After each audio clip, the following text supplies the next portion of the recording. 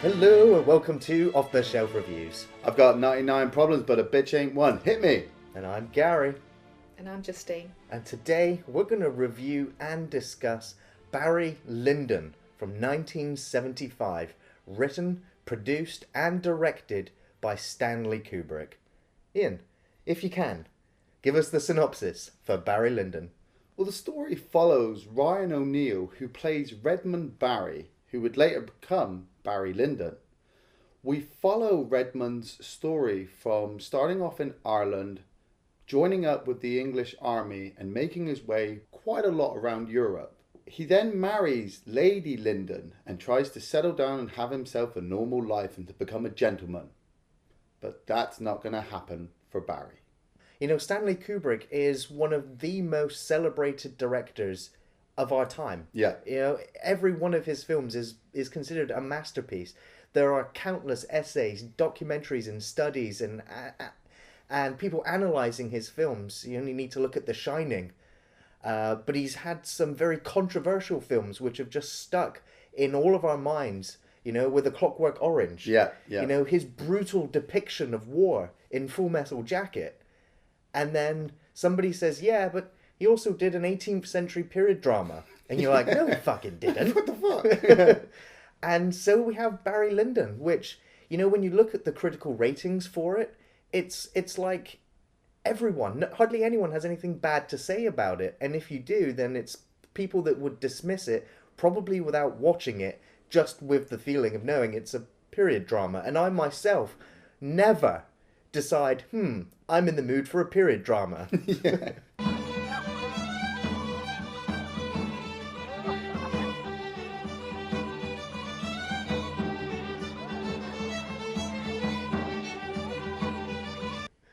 Whereas I do, quite frequently, which is why I'm here. So, going into this film, all I knew was that Stanley Kubrick is a master at his work. And this film is no exception. You know, Kubrick has the stigma of being a very cold director. Because once he's hired someone, he's usually like, you know what you're doing, you'll do your job. Yeah. But he's also, what I find fascinating is he's an experimenter. He won't ever storyboard. And I think that's also great. Because he'll turn up on the set with his crew and his actors, and he'll be like, right, this is how we're filming. Now I'm going to check this lens, and then this lens, and then this lens. That works. Okay, bring the actors in. And then he would do the shot. And again. And again. And it's kind of became a joke working on his films where his most common sayings were, and again, or faster, slower. And so that was his way of directing the actors, just to, if in order for him to see what worked before he would decide on the take. When Gary said we had to do an 18th century 3-hour Stanley Kubrick movie, I got to admit my heart sunk. I was just like, really? I got to set like a whole day aside to sit down and watch a film.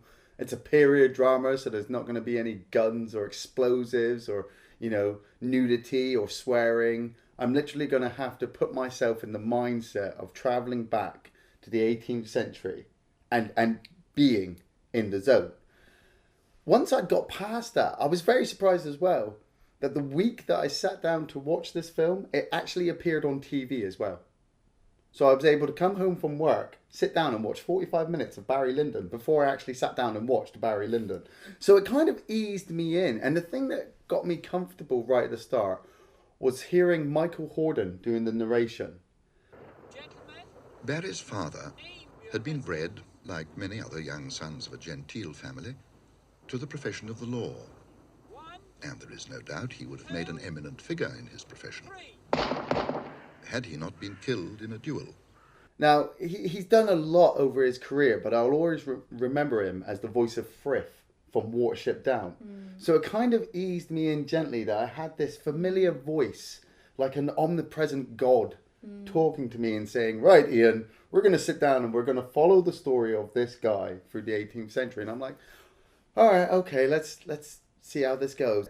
And Ryan O'Neill, right from the start, you know, playing Redmond Barry, his father is killed in a duel. That opening shot of those two guys just sat on the hill, you know, getting ready for their duel, and then bang! Oh yeah, Barry's dad's dead. I was like, I love the way that the camera it positions the audience so far away from that incident that it almost tells you that this isn't actually that important. Yeah. Because you never see a profile of those characters. You never really know who they were. All you know is that that moment kind of serves as the moment where Barry's story begins. Yeah. It's a prologue, though, and I think that the whole film and the narrator acts as your reader voice, and the whole narrative is based on a series of vignettes, that being the prologue, that being the introduction. Yeah. And it's the narrator as though he's actually physically reading from a book as well. Yeah, yeah. And it's that drives the brevity, the length of his lifespan in such fine detail at such a slow pace. Yeah.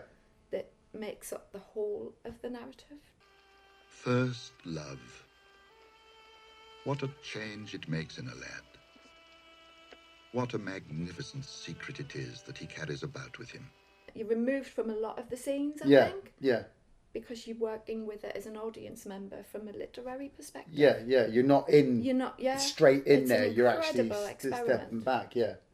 Yeah. And there's also a lot of the narrative which isn't told through any voiceover or through any of the actors even talking, but just through the editing, the camera work, and the music that's there. As we go into a card game with Barry and we find out that it's his cousin. Yeah. And, this is only really the second scene of the film. And, going into it, you're kind of getting a little bit uncomfortable about this sort of incestual relationship. Yeah. Where you find out that Barry really does love his cousin. And it's quite innocent in a way. And the cousin kind of... Innocent, my I don't motherfucking think that ass. it is. She was That is not a- innocent. That is No. such a Blink and Devon thing. That's it. She's It's got... quite innocent to have For sex. him, no, he is innocent, but he has never Yeah. experienced it. Yeah, he's So- innocent. It She gives she him is an nowhere intensity. near innocent. It Yeah. gives him an intensity of a life experience, which in order to have feelings and feel alive, he then has to match in the rest of his life. Yeah. And I think that it's quite a common convention. At the pleasure of finding the ribbon. He actually genuinely loved his cousin, whereas when you find him at the midpoint of the film, he doesn't marry for love. He marries for wealth and for status in order to elevate himself. And that is where the character of Barry has undergone this change, and he's almost shed that innocence. Yeah. Where the moment he gets married to his wife, he disowns her and then goes off and cheats on her. A lot.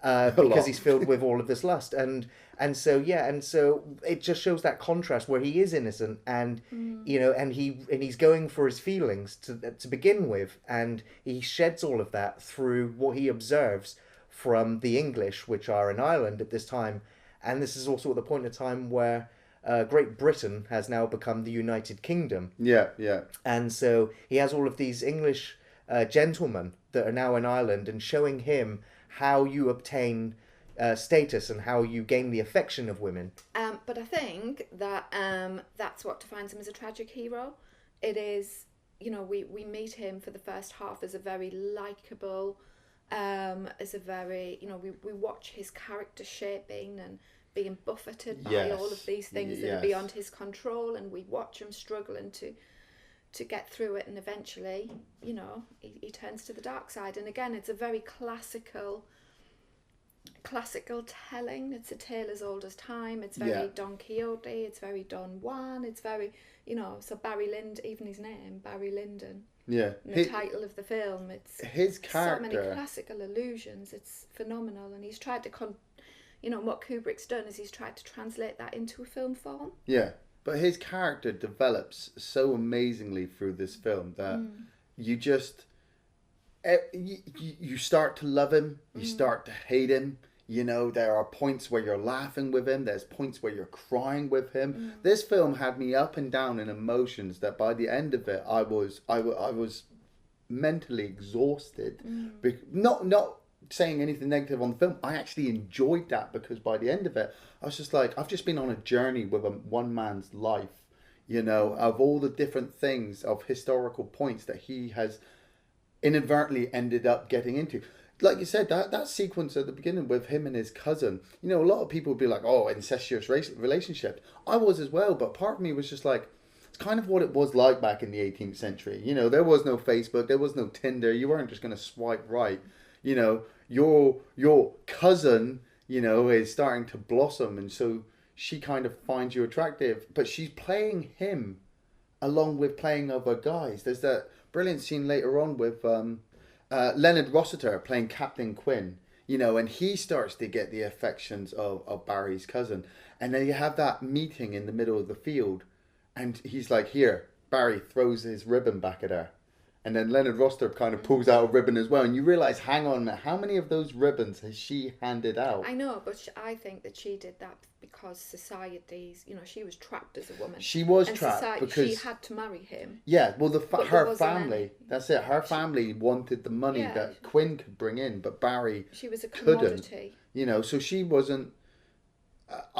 Was she in love with Quinn? I don't know, because she was doing it for the family. I don't think she was in love with Barry. She'd fallen out of that because she keeps saying it. You're just a boy. You know, I need she you. wanted the I need you to become a excitement. man. Yeah, she liked the wanted excitement. something, you know, You know, trapped but- in these isolated communities. Yeah. And And they set up this duel between Quinn and Barry, and it's filmed brilliantly, but it won't be until, I don't know, 20, 30 minutes later on when he meets his second on the battlefield, and his second's like, oh yeah, the gun was filled with tow. yeah. You know, they couldn't actually have you kill this man who could bring in 15,000 a year. What's changed? Yeah, The rich will prevail. We just sent you off. Yeah. And it's I love that sequence where he gets on the horse and he goes off, and you're like, okay, he's on his little travel, and then he meets those two guys at the pub, and that one guy's just like, you're right, you want to stay for a drink? No, I've got to be gone. Do you want to have some food? No, I should be gone. And then highway robbery right in the middle of the road, and I'm like, this is brilliant. We're only 35 minutes in. I've got. Well, it's made up of a scene. You know, I found it incredibly cliched, and I found the narrative very formulaic. Yeah. And that I don't have an issue with formula, because I think you fill the gaps in yourself. Does that translate into film form? Is it because obviously we're watching it now, 2017, film's released No, 75. I Is it because you've seen the formula replicated Perhaps after it is. this film? Not seen. No, not at all. I think it's probably the other way around. I've read it in Madame Bovary, in Tess of the D'Urbervilles, in Yeah. Pride and Prejudice, in Wuthering. You know, of course, there's variations on the theme. Yeah. Even going back to Shakespearean tragedy of Macbeth, and you know, Julie, you see it. Yeah. And in film, it was exactly the same formula. But Yeah. they couldn't. You know, you can't go into all of the aspects of it. Not into the minute details that and you would for pick me, up from a so book. That It's already had an effect on on screen. me personally in terms of its form. Yeah. Does that make sense? Yeah. I think that scene is kind of important just to show the another father-son relationship, which Barry is obviously after having his father removed The from highwayman. him. The highwayman is a Yes, father-son. yes, father-sons, yeah. And the fact he's Irish as well, and Yeah.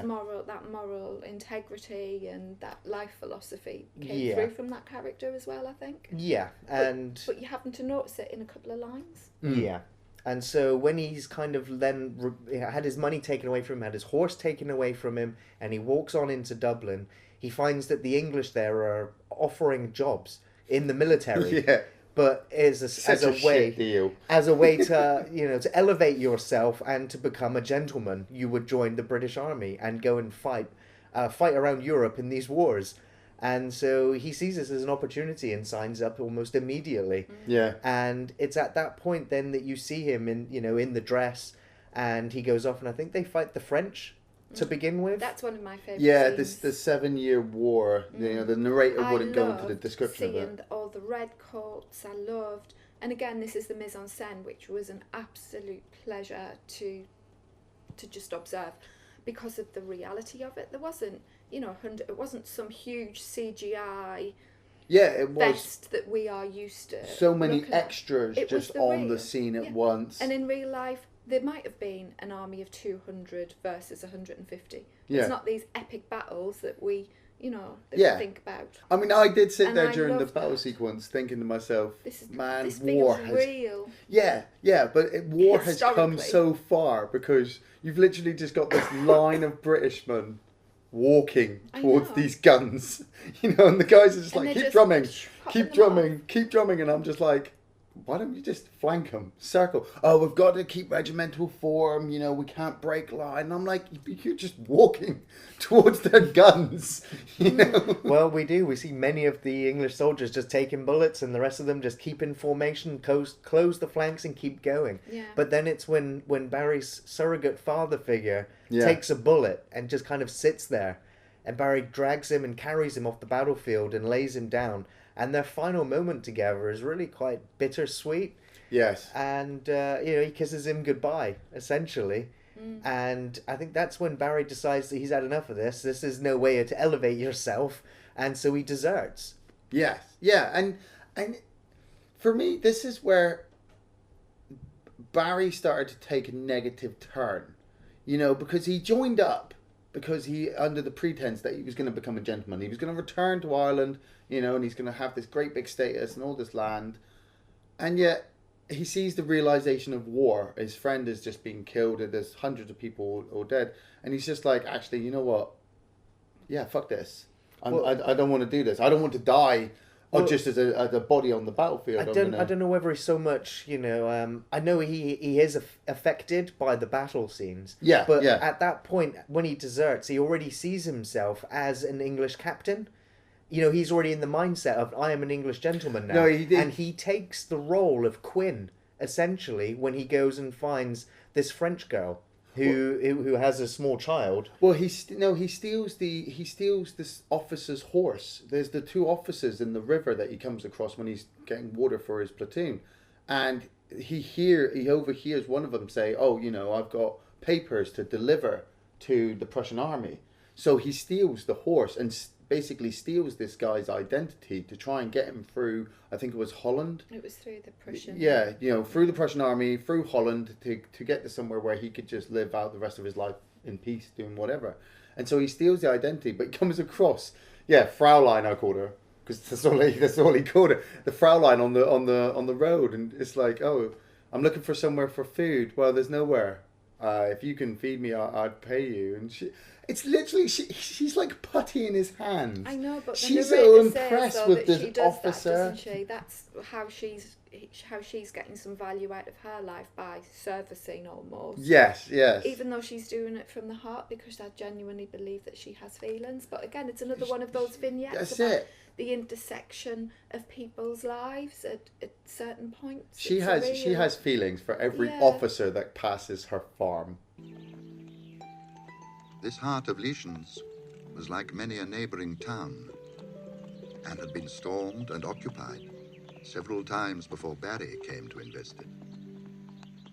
Everyone, I was waiting for like an airplane moment where Barry, after he says goodbye to her and gets on his horse and rides off, another officer comes around the Yeah, corner and totally. she's just like, oh look, But and takes him again, down. that small moment has also impacted and will continue to shape Barry with his Those future relations connections. with women. Yeah. And everything that he sees and experiences, he learns and then mirrors it. And I know you're not going to like this, Iain, in particular, but this is the point where, as a woman, Yeah. I started noticing his bulge getting bigger. Ah. And there is no denying, because we know how particular Kubrick is in terms of his mise en scène, in terms of... And I don't know whether it was a prosthetic, but there's been some costume designer who has been thinking about placement, who has been thinking Socks about... down I the don't know, front, but- banana here or Yeah, there. there was definitely, from a female perspective, even if you guys didn't notice, Yeah. his bulge was getting bigger and it had more camera time in terms of how it was framed. The slow walk up to the slow camera walk, as it's that getting closer was and closer. Beautiful, to the point where it practically filled the screen. And there is no way IMAX. that Kubrick did not intend that because of his assiduous attention to detail. Yeah. I think the ruffles in their clothing. It I was think becoming a man. No, yeah. Yeah, you're right. that's He was that's a good becoming point. a man. Becoming a man, Yeah. yeah, he's becoming And life very was independent. becoming more And exciting if he can as well. keep this character going, I he don't can think it's sexual. I gain think the it's alpha benefits from it. male, Yeah, that's Byronic what. hero, because he still hasn't fallen yet. Well, he does kind of fall after this when he comes across a Prussian squad, Yeah. and the captain knows straight away that something is up because calls himself Fakenham, yeah, that's Fakenham. and he says, "Oh yeah, I'm going this way to this town," and the captain says, "Actually, the town's that way." And Barry's like, you could just see the look on Barry's face, like, "Oh fuck." See, he's shit." new to this lying game, and he's Yeah. not very good at it. Yeah, he doesn't know where he's going, so the captain takes him all the way back and sits him down in a little pub, and they start having a few drinks, and he starts questioning him.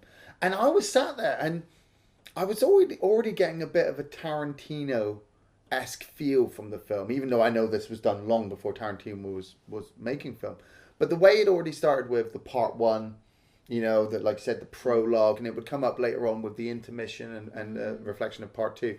But this sequence where they're sat in the pub reminded me a lot of the Inglourious Basterds pub sequence. It wasn't so much about the way that it was filmed that reminded me of Tarantino, but so much so of the dialogue. Because Tarantino's dialogue is razor sharp. Yes. And Kubrick's is here as well, where the whole film, you're relaxed in this atmosphere, and all of a sudden this immediate tension is brought forward as Barry's been exposed to everyone. He's surrounded, and he still holds his composure, and he doesn't give the game away instantly. Yeah, for me, the tension was already there as soon as they sat down, because the captain knew, and I was just waiting. It was just building and building for him to finally stand up and say, "You're an imposter!" And I was just like, "Oh, you're caught now, mate. You're fucking caught now." And then they whip him, and just like Gary says, this sequence gets reflected later on because he gets whipped for doing something wrong. He's how discipline is done. Yeah. It's also the film's sort of commentary on how everyone in this film and in this time frame, how society disciplines and teaches people when they are wrong is through the brutality of physical punishment. And that happens throughout the entire film. And it, again, is something that Barry will eventually use against his stepson. It starts to build up to possibly one of my favourite moments in the film, and it's Barry gets forced or conscripted into the Prussian army as punishment, and so now he's fighting with the Prussians against the French, and he saves his captain or his lieutenant when a beam falls on him. So he rescues his lieutenant, and they kind of give him his freedom. They also, I might have missed something in the dialogue where they sent him to the Chevalier to investigate the Chevalier, I think it was, to find out what was going on. They knew that the Chevalier, that they reckoned he was a spy, and Right. but he was an Irishman, and so, well, how about we train you, Barry, because you proven to be not very good at subterfuge. So how about we send you in? You're an Irishman. You can get in close with him, find out what he's doing, and then report back to us. Mm-hmm. And as soon as Barry sees him with the white face paint and all made up and looking glamorous as you can be, they set it up by saying he's we think that he's a spy, but he's hiding under gambling, sleeping with women, drinking, visiting brothel. He's living this ideal, and we're like, oh God, Harry Lyndon is gonna get on the sesh. But Barry's he's a captive man at this moment, and it's a long time since he's seen another Irishman. But you can see the spark of saying, "Hell, that sounds like a terrible, Yeah. terrible life that I'm gonna have to immerse myself in order to get close to this man." That's it, and and in the trajectory of that tragic hero. Yeah, he starts to work with the Chevalier, and I love that whole little sequence where they're sat playing cards. Yeah, me too. And the narrator explains this is the a recurring different theme, isn't it? Yeah, Like the different codes that Barry would use to transfer information to the Chevalier so the Chevalier could win. Yeah. I was just like, hiding cards under the table and passing him the right one. And I love the humour in his reports. Oh yes, he goes to church every Sunday, and this assignment you've given me is just so dry and boring. yeah, And yeah. really. He goes to church regularly. He's very religious. And after hearing Mass, he comes home for breakfast. Soon there was no court in Europe where he and the Chevalier were not received. And they were speedily in the very best society, where play was patronized and professors of that science always welcome. And it builds up to this builds up to part 2 because he finally meets Lady Lyndon. Oh my God, Lady Lyndon is gorgeous, and that scene where she's just there, it's my first favorite scene in the film because there's no dialogue. Yeah, it's just the camera work, it's the lighting, and just the actors just not talking to each other but communicating just through look. And as we know, Kubrick has done many takes over and over and over again. And the first time that Barry and Lady Lyndon first meet and walk to each other was one of the ones where they shot over 150 takes. Yeah. Just to get the first time that they moved towards each other just right. But again, I think it's testament to Kubrick's direction that these moments are allowed to happen, because if you have been forced as an actor, I would imagine, into that frame of mind 150 times, yeah, it's going to become real. Yeah. It's going to become real, and that's your payoff.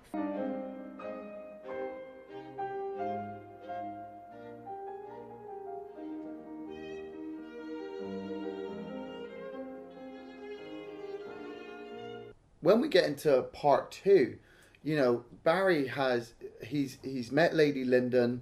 She's married to Sir Charles Lyndon, and Barry has a bit of a confrontation with him, and the guy dies of a heart attack or stress or something. And she immediately, even though she was married to this guy, she was in a way having an affair off to the side with Barry. And all of a sudden, there they are in front of the church. They're getting married. And this is where Barry's stepson would become another focal character in the film. And the beauty of this film as well is that even though you've got Barry as your main, every one of the characters around him has their own story, their own backstory, their own reason to be in this scene as part of Barry's story. And Lord Billingdon, seeing him as that little child and then watching him develop over the next fucking hour and a half. I wrote it down again. It's one of my favourite scenes where you have Barry and his wife in the carriage. And he's smoking the pipe and he is smug. He is at the top of his game. He's now married into wealth. He has what he perceives to have everything that he could possibly want. And, and Lady Lyndon asks him to stop smoking. And so he takes a huge puff of smoke and breathes it right in her face. Oh, yeah. And he carries on smoking. And, and they don't say anything. And she just looks away like, what the fuck have I done? Like, I just married this guy and this is the behaviour I'm getting. And then it cuts to Lord Billington in the carriage with the priest. Yeah. And the tutor, And the priest literally says to him, what do you think of your new father? And Lord Billington literally lays it out. And this is a child actor who just lays it out exactly. He's like, I'm terribly embarrassed for my mother. I think she's made a ridiculous mistake. And I do not like this man, Barry Lyndon. And, it's just short and concise. He says exactly what you need to know. And then it transitions like 5-10 years later. Well, it's a couple of years because you have a quick flash of Lady Lyndon just giving birth to Barry's son. Well, no, you have that first little image of him as a baby. And at the same time, it replicates with the narrator who, explains to us that Barry decides now to go off and just start sleeping with whores and gambling the money away and just drinking the nights away. And making sure his wife stays at home. Yeah, he tries to justify it. Barry tries to justify it by saying... But that was quite common in society, though, at the time. That's what I mean. Terms of... The justification is Barry saying, you're a mother now. You have to stay at home and look after the children. I will go off and deal with all the vices of the world. And there's that horrible fucking sequence where Lady Lyndon, Lord Billingdon are walking down with the tutor next to the river, and they look across the river, and there is Barry with the nanny and his son just sat there in the carriage, and he's making out with the nanny, and I'm like, busted again! You fucking idiot, you know? But there is, he does come and apologize to her. We see plenty of shots of Lady Lyndon just looking like a zombie. Yes. She's just sat there. She's got maids and other people talking to her, and she is just staring vacantly into nothing.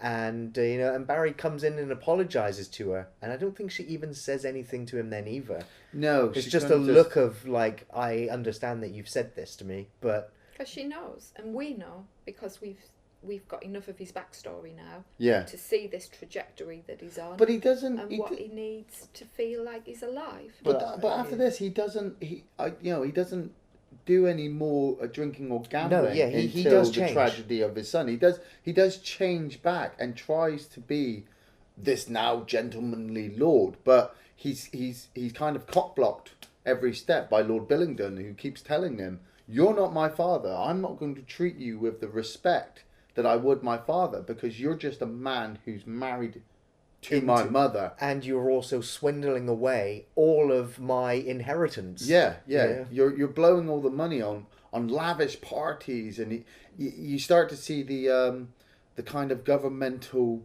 background where he's inviting the 13th cousin of the Lord of Essex, who's close to the king, inviting this person round to hold a lavish party. Yeah, so that he can claw up, because his mother even says it to him. He gets his mother over from Ireland, and his mother says to him, "You've done well. You're married into this family, and you've given me this beautiful grandson. But if anything happens to your wife, it'll all go to Lord Billingdon, and you've got nothing. So your son will not have the claim being the youngest that's as well." it. Yeah. So you are actually kind of worse off than you were before, because you've got all these responsibilities and none of the security to hold on to them. But it just, oh my God, I fucking wept. I'm not going to deny it. I'm a grown man. I don't care. I fucking cried my eyes out. Barry starts to just flourish his son with everything his son wants. His son never went without. If he asked for something, Barry gave it to him. And he asks for a horse from Barry for his birthday. So Barry does. He goes out and gets a horse.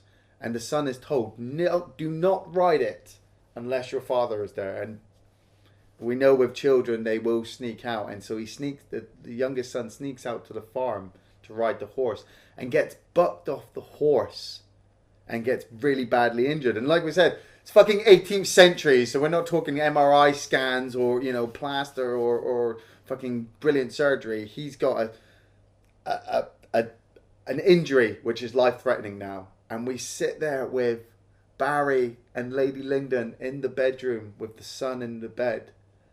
And I tried. I'm just like, it's a film. Just don't get involved with it. Just to try not to relate to it. People always saying you relate to characters makes you feel. Well, this motherfucker made me feel. Pa, am I going to die?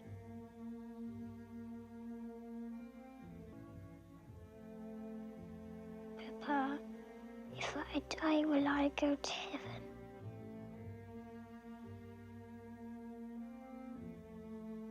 Of course you will, my darling. But you're not going to die. It made me feel, and I just wept, but it was just so brilliantly filmed. The acting, from the young child to Barry that we followed for like 2.5 hours, Lady Lyndon. Devastating. Just their reactions, and the piece of music that opens the film with the opening credits returns with bombastically. Yeah. Just as he cuts from Barry retelling his child's favourite story to him about how he saved the day at the fort, and mid sentence the music kicks back in and it cuts to the morgue just carrying that tiny coffin.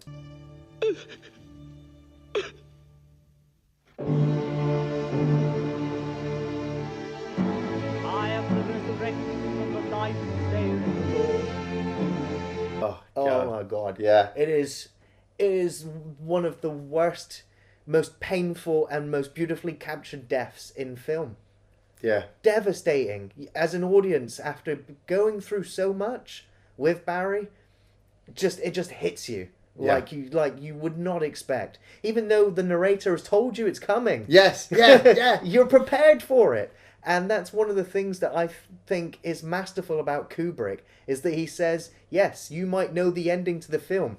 Iain, you might even use wiki links and look at how the film ends. But even knowing how the film ends, it's how it happens. And that It's is how the it's beauty of it. constructed. Yeah. And that is, again, the beauty of Kubrick. So you know it's coming, but even though that setup is there, devastating. And from there, it really does just very quickly roll into the end of the film. Yeah, I loved the actor who played the adult Lord Billington. You know, he has suffered, I suppose, I wouldn't say suffered at the hands of Barry. Barry has just come into this child's life, and you know, this child is just like, who the fuck are you? What are you doing? Like Gary said, you know, you're taking all of our money and blowing our name all over the place. Mistreating his mother, who he has a huge affection for. Yeah, and he starts to grow up, and they have this one final caning for Lord Billington, and he turns, and in tears, he just looks at Barry and he says, "You'll never lay your hands on me again. The next time you do that, I will kill you, and I will leave. I'm leaving now, and I will not return until that man is either dead or he's out of the house." But after the death of Barry's son, and Barry is inconsolable and is just drinking the nights away, and Lady Lyndon, she even attempts to kill herself at one point. Barry's mother tries to take over the control of the house. And some of the funniest sequences in this film were just them sat in the room looking at the accounts, or looking at the bills, and you had the accountant there who doesn't say a word in two of his scenes. He just looks. He's just looking, and I couldn't stop myself from laughing because the guy just looks so weird. But Barry's mother takes over the control, and she pushes herself a little bit too far by telling the tutor that now that my grandson is dead, we don't need you anymore. But the tutor, I was conflicted now, because I'm just like, the tutor wasn't just there for the children; he was there as a handmaiden for Lady Lyndon, you know. And he won't leave unless Lady Lyndon tells him to. And so there's this whole conflict, and so the accountant and the tutor contact Lord Billington again, and they're like, you have to come back. They are literally going to destroy your name. They're going to destroy your inheritance. And Lord Billington returns, walks into that brothel, I suppose it is, finds Barry passed out, and you can see there's a bit of fear in his face. There's a bit of excitement. He's waiting for this. He's been waiting for this moment all his life to confront this man, but now he's got him. It could result in his death, because he calls Barry for a duel. And this is one of the funniest, most tensest, most beautifully fucking filmed duel sequences that I think I've ever seen. You know, I've seen massive gunfights happen that have been oh so more less exciting and less tense than this single duel between two men with single shot pistols. Absolutely. The setup, the build-up, as we've seen from the midpoint, or from the beginning of the film to now, as, you know, we've had the foreshadowing of the duel that opens the film to the duel now right at the end. Whereas we're not two characters on a hill somewhere in the distance. We're in that barn, with them. Yeah, I thought it was like an abandoned church. You know, you've got pigeons just fluttering around, just breaking up the sound. And yeah, they're both, you know, you have a couple of men there that load both the guns. They pass them each the weapons. And he counts the 10 paces between them, draws a line in the ground with the cane. And Lord Bullington is given his rifle, and he's told, cock your rifle and fire. Lord Bullington, cock your pistol and prepare to fire.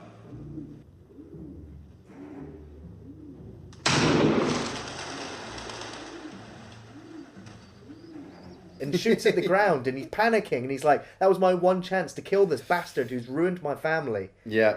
And then, you know, the guys on the side, they turn to Barry Lyndon and they're like, cock your weapon and fire it.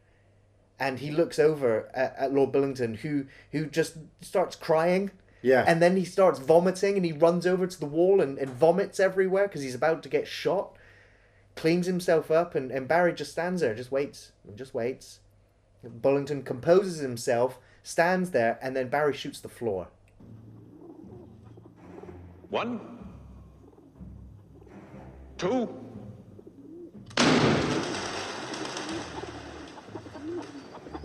Yeah. And refuses to shoot his stepson. He's trying to be this father figure. He's trying to redeem himself. Yeah. And so the guys on the side, they look a bit dumbfounded at the first, like, well, Yeah. not expected this to happen. Yeah. So they talk to Lord Bullington and they're like, have you received satisfaction now? Are you done? And he says no.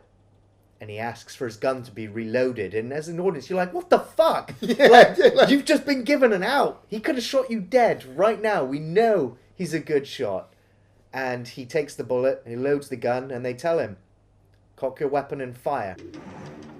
1, 2.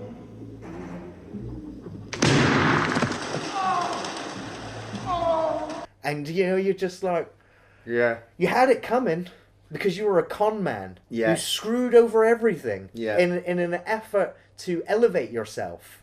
And it's tragic. I know, because we've just been through the death of your son. But at the same time, you're still watching this play out. And the film is, again, a commentary on the brutality of society and people that try to control their own fate only for some other unseen force just to shape it for you anyway and lead to these events. And it's just... That's It's it. quite a spirit, it's quite a common Yeah. coming of age device as well. He's finally learned his lesson, and therefore there is no other purpose left for him. That's it. And he moves Well, yeah, and under the final we see journey. Barry Yeah. on a hospital bed, and the doctor's like, gonna have to take your leg off, amputate it, right. because there's nothing we can do to save It's it. cut the artery, it's shattered the knee, And so what I love about the film is that in the camera shots there are so many slow pans out, which just in essence it's like this is the world being opened out to Barry Lyndon throughout the film. Yeah. Yeah, in his last shot, the camera's zooming in, and you're watching him hobble on one leg with his mother into a carriage. And we've seen so many times of him in that carriage at the height of his power, only now he's hobbling into that carriage after playing cards, looking absolutely depressed with his mother, and just like that. Well, it's the way the accountant comes in. I got really confused at this point because the accountant turns up at the tavern, but it's like he ran there because he was so out of breath. And like you said, if they'd done that scene, if they'd recorded the scene over 150 times, then this guy must be knackered trying to run back and forth up these stairs. But the accountant comes into Barry and it's just like, how you doing? And I'm expecting Barry to be like, how the fuck do you think I'm doing? I'm missing half my leg. And the accountant says, right, Lord Billington says that he will pay you 500 guineas a year if you leave England and never return. And you're just like, what? Is that a good deal or what? Yeah, I suppose it will keep. Well, it's either that or life imprisonment. That's it, because all the debtors are now going to be catching up with you. And yeah, like you said, that's how the film ends, where you just watch him climb on that carriage and the narrator says, yeah, basically after this, we don't know what happened to Barry. He returned to Ireland. Barry and Lady Lyndon never saw each other again. Yeah. The final shots of the film is Lady Lyndon sat there with Lord Bullington and the accountants, and the paper is passed to her to sign. Yeah. Here's the next 500 to send over to Barry. And she has like a fleeting thought of him. But again, she's still that vacant expression. It made me think that she was remembering more of her son that she'd had with Barry. Not so much Barry, because he was a bit of a dick. They had some good times, they had a lot of bad times, but the memory of seeing that name, remembering the son that she doesn't have anymore, and then the emotion, and then just signing away. And I love that final clip that comes up and says final to you, text, and basically says, this all happened at this certain time of under the world. the reign of King George III. They all argued and quarreled. They were good, they were bad, but right now they're all equal. And I'm like, oh. Yeah. The film just goes, well, after all that, it doesn't really matter because they're all dead now. They're all dead now. It's like, what? How do you end the story with, they're all dead now, it doesn't matter.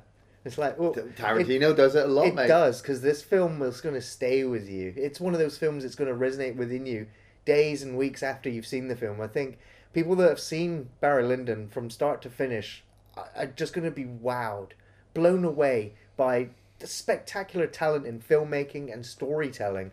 This film is beautiful to look at, and it's so hard to pick favorite scenes out of, you know, it's like choosing your favorite corner of a painting. You know, you just each scene is just put together within the whole. That was my favourite. I must admit, that's what's staying with me. As somebody that's quite used to historical close-up cop narratives. Shots. Well, that as well, of course. But no, it's the bringing of life to it in an incredibly meticulous. I mean, the colours. Yeah. You know, the detail, absolutely. Just how beautiful the countryside would look. I mean, I started to get a little bit sick and tired of just seeing the outside shot of Lady Lyndon's house, because that's all that you ever seen. It was just like, here's the outside shot, that's where they live, and you kept seeing the shot, but from a different time perspective. And I thought, well, okay, in realism, I know that they probably can't just go onto the house and use the whole house, but after 3 or 4 times, it's now set up that, right, we've seen the house, so we're going to it. We're going to be inside it now. Well, I don't know if they were limited at some points to locations, because when they were filming in Ireland, the IRA got wind that Kubrick had actors in British uniforms. Yeah. And so he received plenty of death threats from the IRA, so they quickly ended all production in Ireland and moved back to England to finish shooting the film. Shooting the film also took nearly 2 years of filming. I think they took a break one Christmas. And, you know, some of the scenes, like the final duel in the film, took more than 42 days just to edit one scene in the 3-hour film. So a lot of work went in just to making the film. You know, one of the things it feels perfect though, doesn't it? Absolutely. Now it feels real, almost documentary-esque, and it's all down to the camera work and the lenses, and the fact that there is 99% of this film is 100% natural lighting. So no light setups, no rigs, no lighting. Yeah. It was sunlight and candlelight. And if you've ever tried to shoot a film, lighting is incredibly difficult. And so just making sure every shot was, you know, they were restricted to daylight weather and, you know, to shoot these scenes. But NASA had to design a lens for Kubrick in order to shoot under natural light conditions. You know, you watch the film and you know all these technical things about Kubrick, but all of that just starts to wash and bleed away, and you stop thinking about how it's edited and how it's produced and how it looks, because you're just drawn into the story. And being drawn into the story helps with the costumes. And, you know, the costume designer went on and said, yeah, I actually brought a lot of these from auctions. These are real, authentic clothing. And so, yeah, you can see how they won the Oscar for best costume, set design, and cinematography. Stunning. My favourite scenes in the film, the carriage scene with Bullingdon and the carriage scene with Barry Lyndon and Lady Lyndon. The scene where they first meet, just, you know, without any dialogue. Yeah. I think Lady Lyndon actually only has 13 lines of dialogue in the entire film. Wow. That's less than Kurt Russell in Soldier. Yeah. And so, yeah, and my final favourite scene is the duel at the end. Just one of the most amazing scenes I've ever seen in a film, ever. My favourite scenes, I mean, there's a lot of fucking really just good scenes in this film. My first favourite scene was the dinner scene at the beginning, where they're sat down with Captain Quinn, and everybody celebrates that, you know, the cousin and Captain Quinn are going to get married, and Barry does not move, and then when he's confronted about it, he stands up, throws his drink into Quinn's face, and basically just insults them. I thought it was just so well done. Right at the beginning, it's completely just set me up to, this is the mood of this film. You know, this is no joke. My second favourite scene was the highway robbery. Once again, like I said, just set me up. 18th century, 2 men with their pistols out, stand and deliver, get off your fucking horse and fuck off kind of attitude. It was just like really, really well done. I think my favourite scene's the highwayman scene, actually. because what I love is it's developing Barry's character. Yeah. And we hear his sincerity. Please leave me with my horse. I'm in this horrendous situation that I'm just trying to get myself out of. Yeah. And I love that demarcation between the characters of them saying, yeah, that's a bit shit for you, but that's not who we are, and this is what we do, and that's your life, and this is ours. But we'll leave you with your boots. Yeah. We'll leave you with that. We'll leave you with your boots. You can go now. Yeah.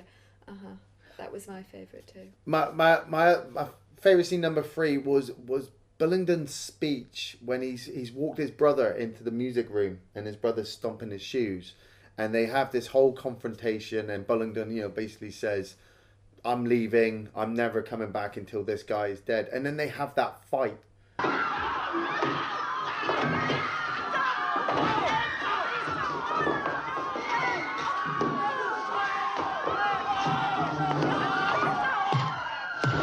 And it literally just ends up where it starts off with Barry and Lord Billingdon fighting, and then people start to try to get involved, and they're slipping all over the place. And then my last favourite scene was the death of Barry's son. I mean, wow, it hit me. And I remember now the promise that the son asked his mother and father to make. It's something like, I just want you guys to love each other for the rest of your life. Promise me that you'll do that so that when you die, we can all meet on the other side. And I was just like, oh my God! Oh my God! We promise. Will you tell me the story about the fort? Of course. Yeah, it was tough. It was tough. I love that you found a new genre, Iain.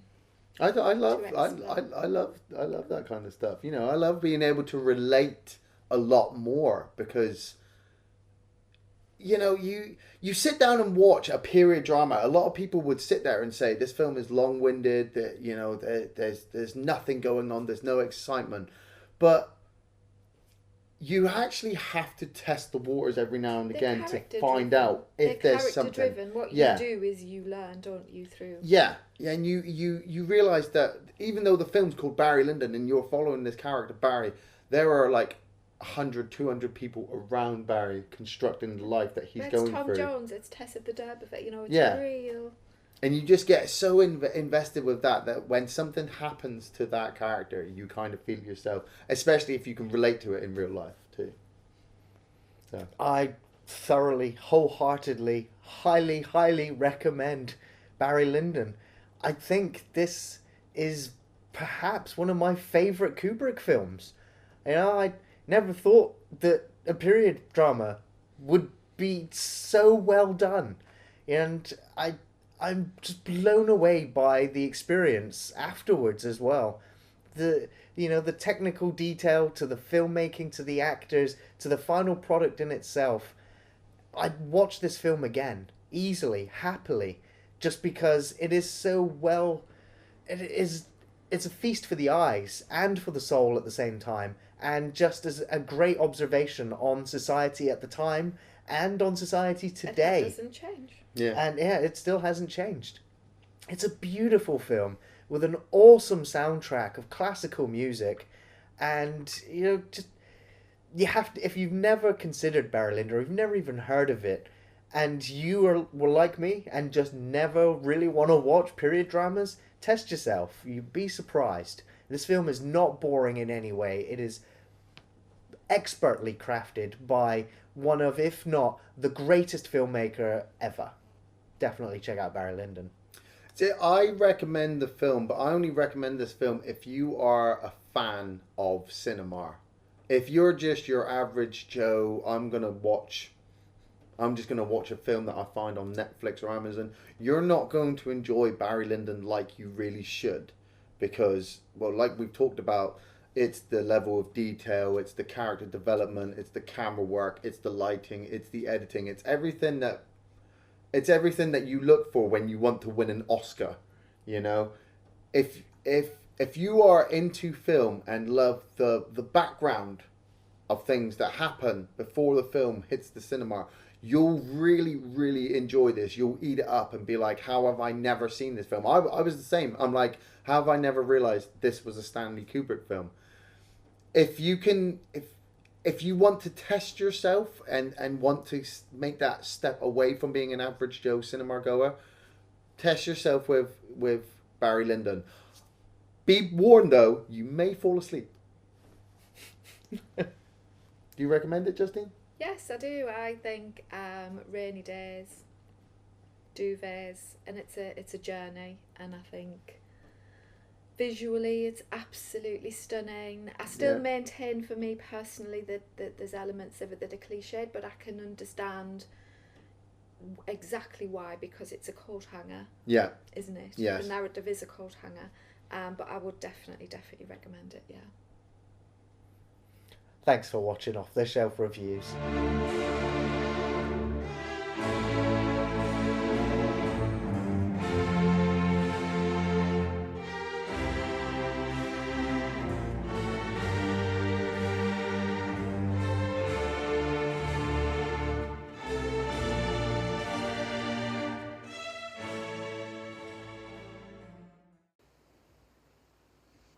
Here is my toast to you, Captain John Quinn.